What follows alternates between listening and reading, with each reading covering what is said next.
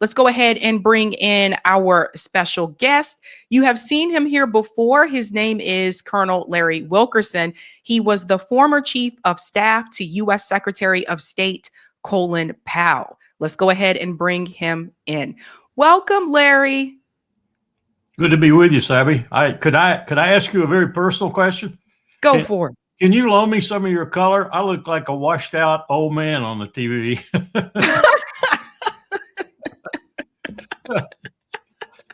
I was just doing a podcast with Doha and Qatar, and I was looking at myself and said, "Oh my God, you look more than 80." I need some color. Man. You look fine, Larry. You look fine. But I do have to say this before we get into the Israel thing.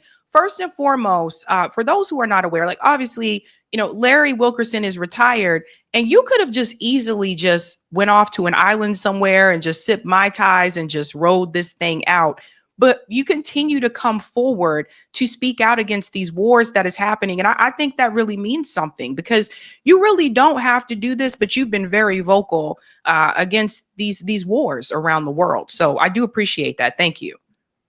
You're welcome. And I will tell you that before I left state, I was, shall I say, solicited, in one case illegally, to go out and make at least hundreds of thousands, if not millions. And the jobs were going to be in, are you ready for this? They were going to be in places like Georgia and Ukraine. Because even at that early time, I'm talking 2005 here, we were in that region doing nefarious things. And I had to tell one person who wanted to hire me on behalf of a general whom I'd known before, who wanted me essentially to go to Tbilisi, Georgia, and work there. And I said to him, first of all, you're illegal, and I'm going to stop listening to you. I am not out of the government yet, so you cannot offer me a job. You are breaking the law. And he looked at me and said, whoa, I didn't know that. I said, I bet you did know that. But anyway, that's the kind of pressure that's put on people when they're leaving government. Yeah, I can imagine. I want to get started with this Israel situation. So Trump came up with this Gaza peace plan, which you and I both know was not a real peace plan. But he came up with this, and he sold this to the public that, there's peace now. Look at me. I accomplished peace in the Middle East. It wasn't even 24 hours. And Israel already started to kill Palestinians yet again. Corporate media didn't cover it in mass. Sky News covered it, of all outlets, which is really interesting, but not in mass. And I do want to show people this here, just a reminder. Shout out to Jordan. Whoa, a violation of the ceasefire deal, do you say? Again, just a reminder here, because Al Jazeera did cover that Gaza authorities say that Israeli army has committed 47 violations of the ceasefire, killing 38 people and wounding another 143. Again, not even 24 hours. Now, this message is coming from the State Department. As of Sunday morning, it says here from the State Department, the U.S. has informed the guarantor nations of the Gaza peace agreement of credible reports indicating an imminent ceasefire violation by Hamas against the people of Gaza. The planned attack against Palestinian civilians would constitute a direct and grave violation of the ceasefire agreement and undermine the significant progress achieved through mediation efforts. The guarantors demand Hamas uphold its obligations under the ceasefire terms. And then they go on to say, like, obviously, yada, yada, the U.S. could continue and get involved. But the point is this: I haven't seen any evidence that Hamas has broken the ceasefire, but we have seen evidence that Israel broke the ceasefire not too long after this so-called agreement. What is your take on all of this? Because I feel like this is just a way for them to continue slaughtering Palestinian people, which they started again today. For people who are not aware, Israel did strike Gaza again Sunday morning. Your view is fundamentally correct. And let's just start with the opening philosophy, if you will. Bibi Netanyahu has never kept a ceasefire in his entire life. Bibi Netanyahu uses ceasefires to do several things. One, to rest and refit and recoup his military. And he's got a real task there because they have been roundly defeated by Hamas in this last session, particularly in Gaza City. Second, he uses ceasefires to reestablish what he thinks is deterrence, dominance, whatever term you want to use, over his enemy by making it look in the initial stages of his violations that they are the ones who either caused it or indeed they are the ones who broke the ceasefire first, and he's just responding to them. This is standard Bibi Netanyahu tactic. I knew it wouldn't last. I mean, I was telling people 5 minutes after Trump went on television, this is bull. There's no way Bibi's going to keep this ceasefire. And he didn't go to the conference. And I know one of the reasons he didn't go to the conference was because he didn't want to be amongst the people he was going to have to explain this to afterwards, because he knows they're going to know he was a blatant liar and a cheat. He never kept a ceasefire in his life. He's still fighting in Lebanon. There's a ceasefire there. He's still fighting elsewhere. West Bank, he's still shooting people, killing people, driving them off their land. Bibi does not stop unless he needs to. And in this case, he needed a little respite. He got it. Now he's going back. And of course, he's blaming it on Hamas. Now, I will add, there are some fighters in Gaza right now. And one wonders precisely whom they are. I've heard that they might be ISIS, whom we trained in Syria, the CIA worked with in Syria, and now they've been introduced into Gaza to give Hamas problems. I've heard that they're a gang of people that have come across the border and have weapons. Who gave them the weapons? And that they're attacking Hamas. Well, who would they be attacking Hamas for?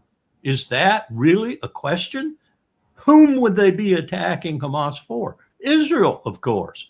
So they've got third parties in there now, making it look as if Hamas is actually killing its own people, the Palestinians. It isn't Hamas who's killing them. It's these mercenaries who've come in that's killing them. So Bibi's doing his normal thing.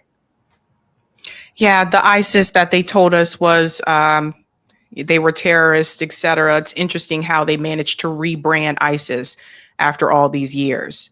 But I have some hope that a lot of people are not falling for this. I do want to show everyone what took place Sunday morning here. Renewed fighting tests Gaza ceasefire, and Israel briefly halts aid. So here's another thing that's happening. So now Israel is using this as an excuse to not continue to allow aid to come into Gaza. So does everybody see the genocide is continuing? So it says here, Gaza's fragile ceasefire faced its first major test on Sunday as Israeli forces launched a wave of deadly strikes, saying Hamas militants had killed 2 soldiers, and an Israeli security official said the transfer of aid into the territory was halted. So again, correct me if I'm wrong, Larry. Let's say this was true, even though I don't believe it is, but let's say this was true. They still can't stop bringing in aid to the women and children. They can't prevent aid from coming in. That's still a war crime. No, they discovered with the Gaza Humanitarian Foundation, an oxymoron, they discovered that one of the most efficient ways to continue and massively kill Palestinians was to pretend to be feeding them at 4 sites that they could massively arm, shoot at the people, kill a few of them, move them back against the IDF forces that were surrounding them, and continue the killing. So the aid sites were actually killing sites. And we've had people like Colonel Aguilar, Tony Aguilar, reveal that to us. It's a very effective way to kill people. It's better than bullets and bombs because you don't have to spend the money for the bullets and bombs. You just invite the people into the food and then kill them. So he's back using that tactic again, too. I knew he was not going to feed them. I knew there wouldn't be any more feeding than an hour or two, just enough to get the Palestinians concentrated in areas around the trucks and then start killing them again. That's his tactic. He's using food and he's using dangerous situations with regard to dispensing that food in order to continue killing. And soon, of course, we'll be back to people starving again.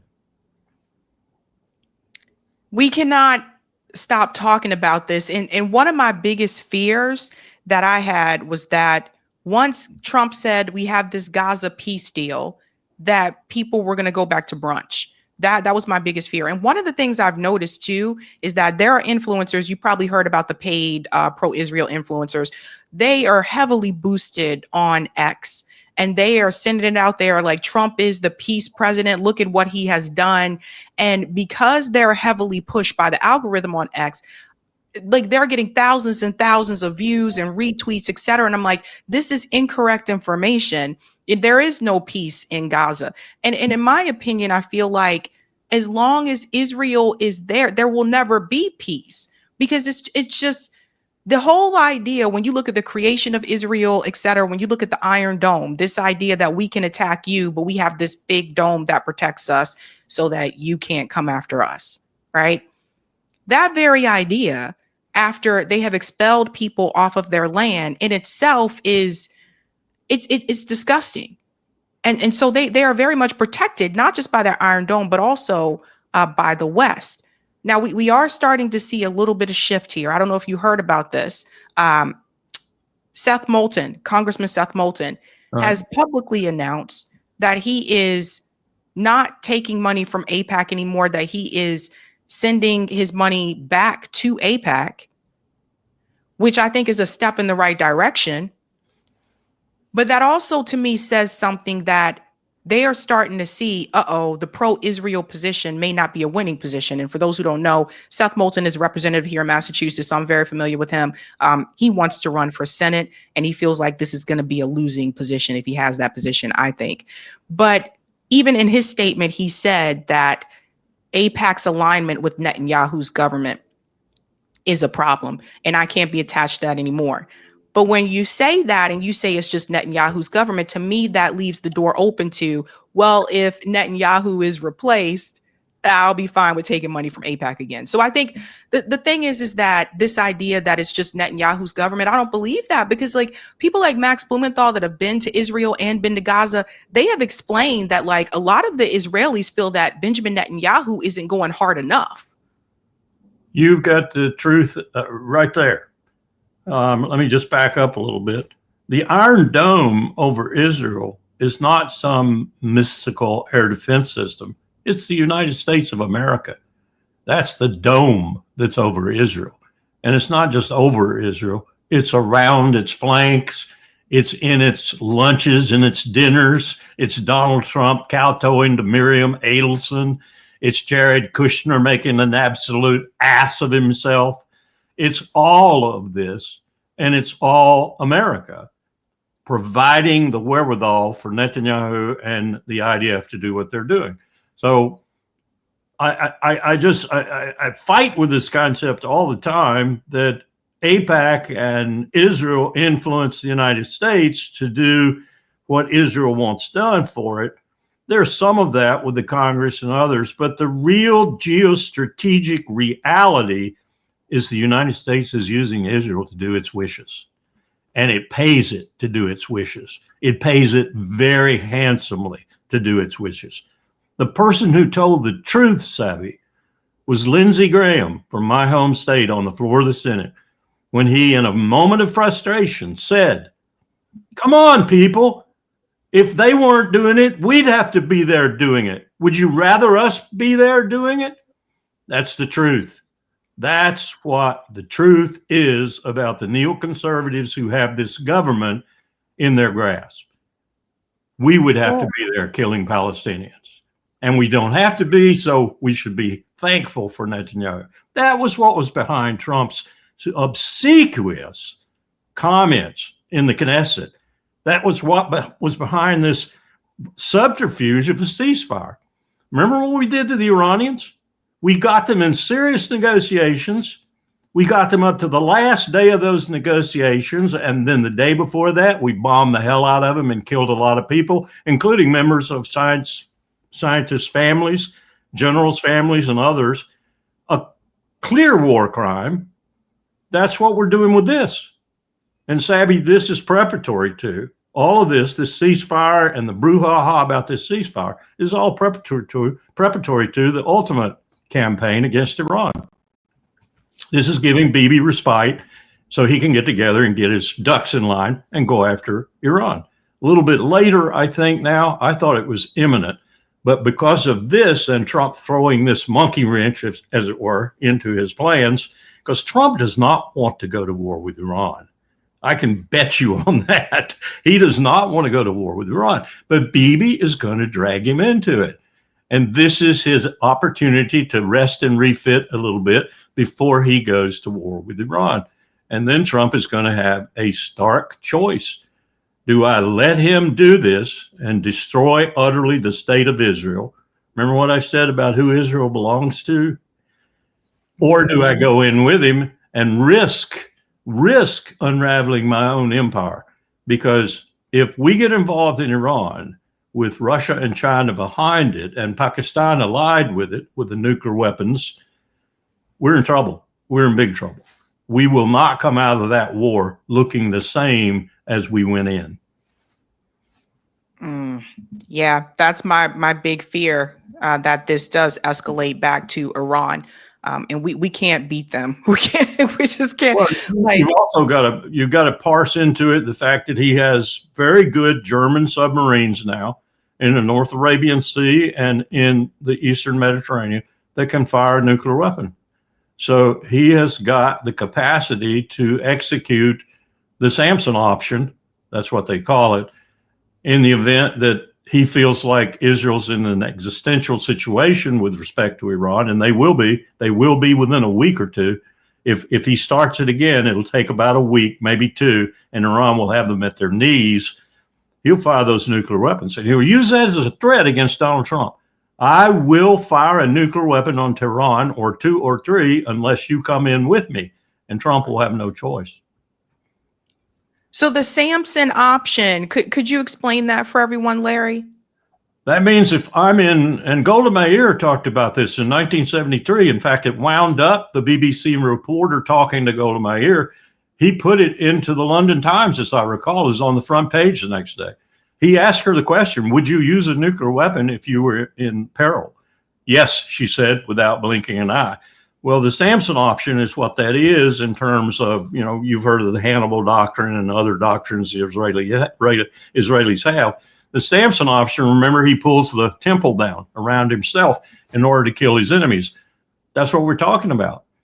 You remember the Roman 10th Legion and being around the base of Masada when they had pushed the Jewish rebels up on top of the mountain and they all committed suicide. That's what we're talking about here. And there are some people like Itamar Ben-Gvir and Bezalel Smotrich and some of the other people around Netanyahu. These are people who would commit suicide for their idea of Zionism. That is crazy. Tell me about it. And taking the world with them in some respects, because we're looking at Pakistan with nuclear weapons and having made a pact with Tehran. We're looking at Russia now with a formal defense pact with Iran. We're looking at China behind Russia, all nuclear armed powers. And we're also looking at Ukraine, where Russia is just on the edge of doing something really drastic because of what we're doing to them in Ukraine. It's very scary. This is why I keep telling people are like, oh, I don't care about what's happened in foreign policy. You should. You should. It might come to your front door next week.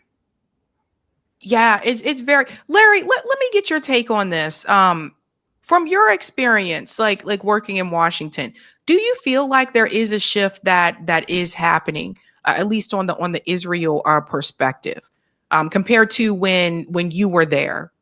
Absolutely. I didn't think I would see this in my lifetime, but it is happening, and it's happening much more swiftly than I thought. When Marjorie Taylor Greene gets up in the House and says what she said, and when Tom Massey is listened to more when he says what he says, and when you've got people like, I've known Seth Moulton since he left Harvard and joined up after 9/11 to be a Marine and a really outstanding Marine in the Afghan war.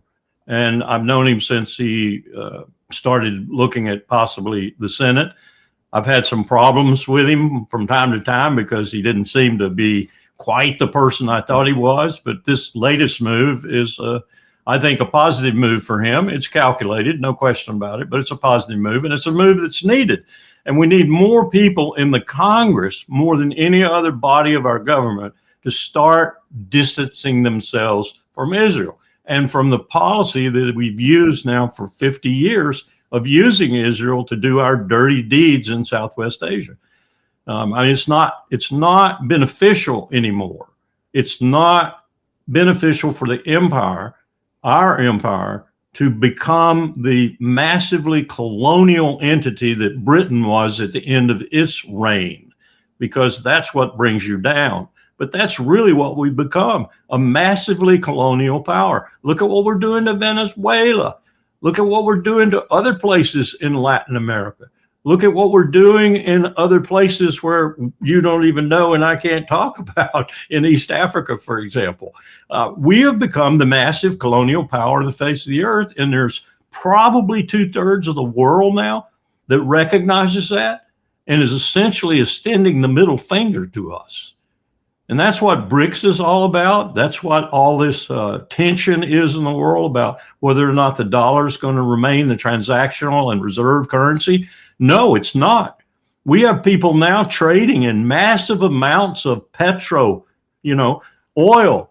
We have them trading in yuan. We have them trading in Chinese currency. And it's only going to deepen and become more profound a change, because the pipelines that are being built out of Russia, for example, into China, all of that product is going to be denominated not in dollars, as has been the case since World War II, really. It's going to be denominated in renminbi, yuan, Chinese currency, or some other currency, until one of them becomes transactional in a sense that it gets more coverage across the world. You really do not want to be a power with the reserve currency. If you look at over time, you look at the Dutch guilder, you look at the British pound, you now look at the US dollar, you look at that, that's a recipe for your downfall ultimately, because you gain too much power, you abuse that power, you abuse it financially and economically, and pretty soon the world gets together and moves to join in forces that can balance you. Well, that's what's happening right now. And we're doing what we're doing at our ultimate peril. And so is Europe following us. What do you think of what's happening with some of the conservative voices that tend to be speaking out against these issues? Also, Marjorie Taylor Greene is now speaking out against cutting the health care. Yep. She said she heard from her constituents, et cetera. She just signed, I don't know if everybody knows this, but she just signed on to, I guess, this push that includes Ro Khanna, other than the Epstein, pushes them to lower the prescription drug prices here in the United States. So she's signed on to that too. What do you make of all of this? I think people are listening to their constituents finally. If you look at the number of members of Congress who've gone home recently for a town hall or meeting with their constituents, it's abysmal. But some of them are starting to do it. And what they're hearing from the American people, Republican or Democrat, but it's the Republicans that get the news, is terrible for them. Their prospects of reelection are terrible because of these things that are going on. And most of them, the people see as Trump. They see him and MAGA as having done this. We have people laid off all across the country. My son-in-law at the National Security Agency just got half his salary cut. And all of the people around him, not all of them, but many of them that are fresh hires, they're not getting paid anything. Imagine how they feel. They're young people. A lot of them are military veterans. A lot of them are on their first job out of the military. They've got a wife and maybe a kid or two, and their salary's gone. My son out in Tennessee has just been furloughed. He's in the Air Force. This is rippling across the country. And add to it the incredible change that Charlie Kirk's assassination brought to the MAGA community under 40 years old, and particularly under 30 years old. And you've got a monumental movement in this country to disabuse the United States of its tight relationship with Israel. And you've got antipathy and even hatred forming in the country for the man who puts militia and ICE in your city and tells you that it's for your own good. And when you look at it, you can see clearly it isn't for your own good. I recently had a discussion. I had a discussion with some people. I said, okay, you're telling me that Baltimore is terrible. You're telling me that Philadelphia is terrible and Chicago is terrible and LA is terrible and Portland is terrible. And all these cities you're telling me are terrible. My granddaughter went to school for 4 years in Baltimore. My other granddaughter went to school for 4 years in Chicago. I've been in these cities. I've lived in D.C. or right cheek and jowl with D.C. for 35 years. I don't see anything so terrible about them. I walk down to D.C. I walk around at night from restaurants to whatever. I don't see the crime you see. I don't see the problems that you see. I'm sure there's crime there. I know there's crime there. South side of Chicago, there are more guns on the south side of Chicago than in a military arsenal. And wait until ICE hits that. Then we're going to have Trump having a reason to declare the Insurrection Act in force and mount real operations on our urban centers. And that's what he's trying to do. He's trying to use ICE and the militia to spark an insurrection that he can then take advantage of, call the act into being, and deploy military forces across the country. American people better wake up. I've been trying to tell people about this. Yeah, it's interesting. Yeah, my parents are from Baltimore too, so it's like, I mean, it has its good parts and its bad parts and all those types of things. But he's using that as a reason to work towards something greater. And you mentioned Charlie Kirk, and I gotta show this to everybody, and I want to get your take on this. A number of people tagged me in this. I didn't know about what was happening with the Google Trends search, but James Lee.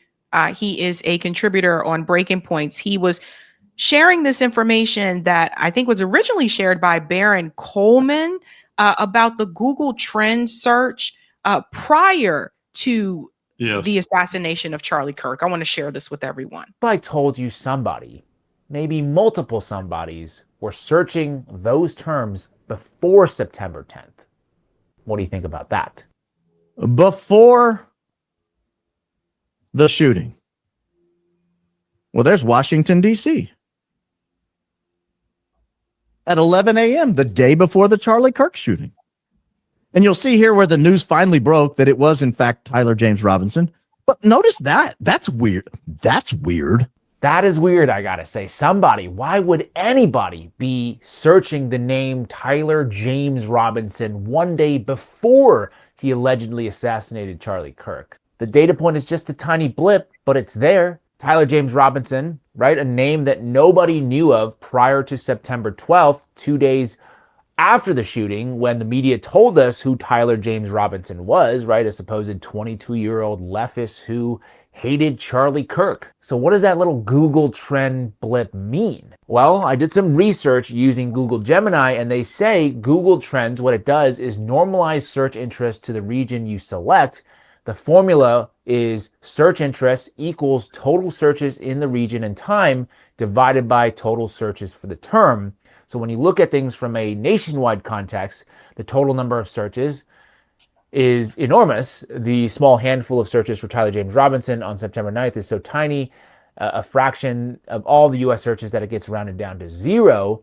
But then when you zoom in a DC context, if you filter for the District of Columbia, the total search volume is much, much smaller. So if a few searches for Tyler James Robinson on September 9th originated in the DC area, then this handful of searches becomes a significant enough proportion of all DC searches on that day to register a value of 18 out of 100.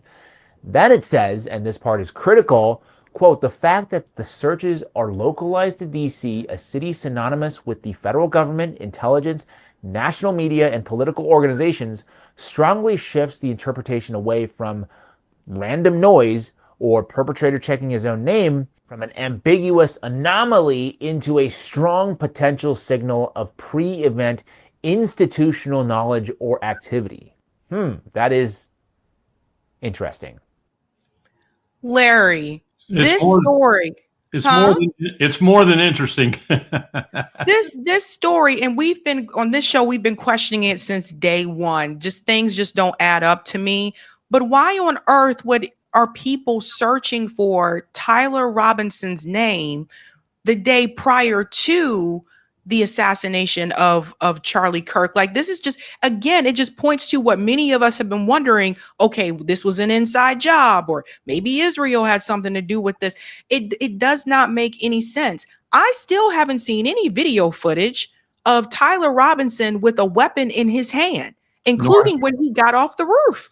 Yeah, nor have I. And I've seen a lot of video footage, probably 6 or 7 hours of video footage. And I will tell you right now that if we had this is a positive comment. I find them hard to find these days.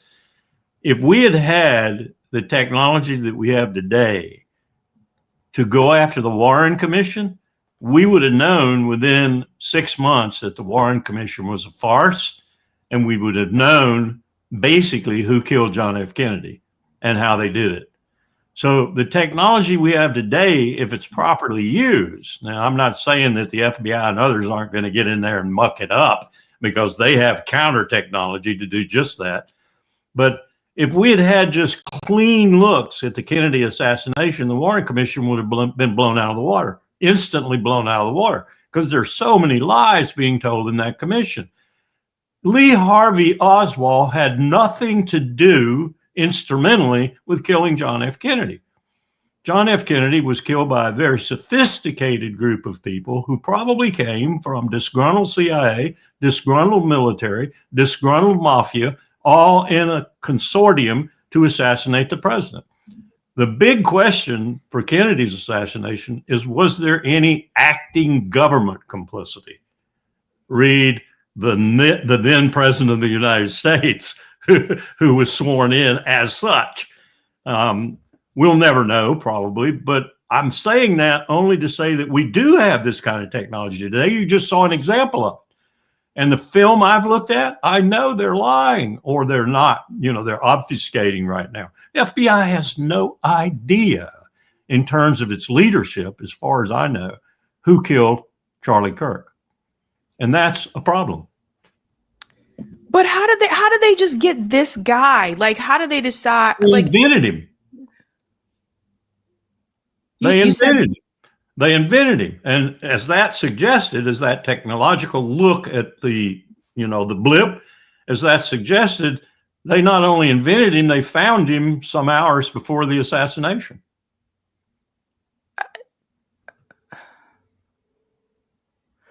I think it just, like, it's wild. It is. And it shows you what the age we're living in right now is both massively capable and beneficial if used properly. But on the other side of that coin, it's massively dangerous if in the hands of someone like Bibi Netanyahu or Donald Trump's people like Steve Miller and Vaught at OMB. You put this stuff in their hands, and they're going to turn it on you, and they're going to use it to increase their power. If it's used as it was being demonstrated there, and I would say in other places where it'd be even more positive, then it's a boon to everything we do. It's a boon to education. It's a boon to economics, finance. But if it's used the other way, it's terrible, because it makes their ability to cheat and to kill and to plunder a lot easier. And then to cover it up. What do you make of the information that was revealed about a week? I think it's been about maybe a week or 2 weeks now, about the text messages that came from Charlie Kirk, where he said he was walking away from that pro-Israel movement because he had that frustration, obviously, with the donors. What do you make of all that?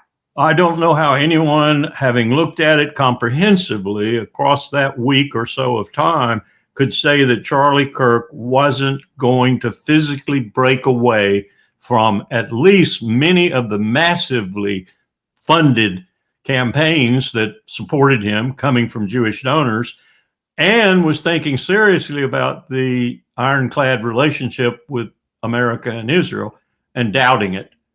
No question in my mind that was developing in his head and developing amongst the young people whom he debated with in those final hours. It was clear from the tapes I've watched and the comments I've heard. And you don't have to listen to Candace or or Tucker or whomever. They help, but basically just listened to what he was saying and how he was answering their questions or trying to answer their questions, especially in that last period he had. And he was beginning to doubt. And he was telling some of the massive donors, no more, no more. And they got mad. What do you think would have been said if he were still alive today and he would have seen these plans that have been revealed, this Gaza trust plan of what Donald Trump and Elon Musk and Jared Kushner have planned for Gaza to become this billionaire, tax haven? You think it almost seems like he would have criticized that? It's hard to tell. I didn't know him at all. And I only stumbled upon him after he was assassinated. I didn't even know much about Turning Point USA. I certainly didn't know that it was probably the formidable organization within the political apparatus that got Trump elected. I mean, I think after looking at it thoroughly these last few weeks, Charlie Kirk had more to do with electing Donald Trump than any other single person in America. And I had no idea about the evil thoughts that he had in some respects. I mean, I've seen words that he laid out on the table that were simply vile about other people. But I do think he was coming around. I think I know that he was coming around to understanding how damaging the relationship we had formed with Israel. And remember, I said we're using them as our tool. And therefore, how damaging the White House, the Supreme Court, and the Congress were in supporting that. And he was questioning it to the point where he was going to refuse taking money from some of these people who he knew were buying him. He knew. He was not stupid. That's one thing I'll say about him. He was not stupid. He was a smart young man. He knew he was being bought. And he didn't have a problem necessarily with being bought until he found out why he was being bought. And that gave him a problem. And he began to tell these people to go away. And that got him killed, I think. Yeah, I think so too. And they tend to get them while they're really young, just like the guy who's now traveling across the country, Hallandale. He's supposed to be doing these campus tours now that Charlie Kirk has passed away.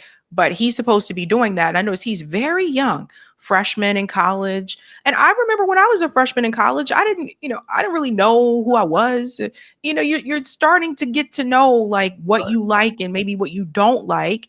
But you're still growing and your brain is still developing. And that's something I point to, is that they get them when they're young and they feed them this ideology. And it's like forgetting that at some point that person does get older.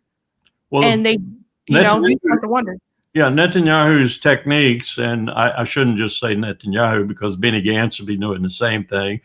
Their technique is to get inside our schools, get inside our textbooks even.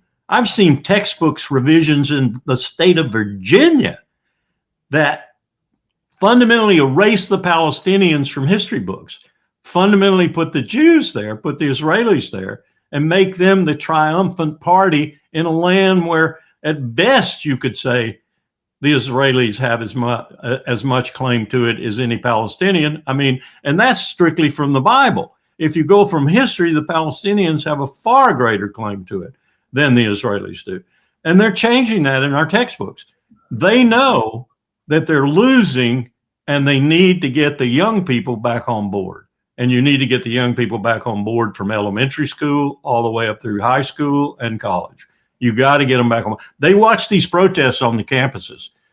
Columbia, for example, some of the most vociferous, eloquent protesters were Jewish Americans. So they know they're losing their own youth in America too. So you stand by for this massive campaign, well-funded, that's going to go all across the country trying to recoup this and recover it. I think they're going to fail. I think the American people are waking up, especially the young people. I don't think the genie can be put back in the bottle at this point. I don't either. Interesting. Well, Larry, thank you. Thank you so much for your time. Again, anything you have coming up that you want to promote? Well, it just happened. No Kings. You know, it was really amazing to be standing out on Leesburg Pike in Falls Church and see thousands of people coming out with their signs and everything, give them the thumbs up, honk the horn and everything else. But I'm thinking the whole time, this is the road, the Leesburg Pike, this is the road that George Marshall drove out about once a week from that newly built Pentagon during World War II out to his home in Leesburg. And then he continued to do that when he was Secretary of Defense and Secretary of State. And I'm thinking to myself, what would George Marshall think driving through all these placards saying, no kings, no kings? He would have said, what the hell are they talking about? This can't be happening in America. But I was glad to see that people finally getting out. Interesting. I have some criticisms about the no kings protest, which is they didn't come up with like demands, like on the website. They don't have like these full demands. Yeah. I think it could go a step further. It will. I think it will. I think it will. It doesn't have a whole lot of organization right now. Just getting the people out in the streets in numbers is something. I remember when I was in London in 2003 and I saw the greatest war protest, anti-war protest I think I've ever seen. Later, people at the BBC would tell me it was the biggest one in the Western world ever. There were 2.5 million Londoners out in the streets. Bobby's horses couldn't move. I was standing by one Bobby on a beautiful horse, and I felt for the horse because the horse was getting panicky. He couldn't move. He couldn't pick his feet up. He couldn't do anything. And the Bobby couldn't get off of him because people were just everywhere. It was like the fireworks display on New Year's Day down at the Thames, only much more. It was incredible. And that didn't stop the war. It didn't stop the war, but it certainly showed something. Yeah, I hear you. Larry Wilkerson, thank you so much for your time. Surely. Thanks for having me. Bye. Take care. Hey guys, this was a Sabby clip. If you like what you saw, hit that like button and subscribe.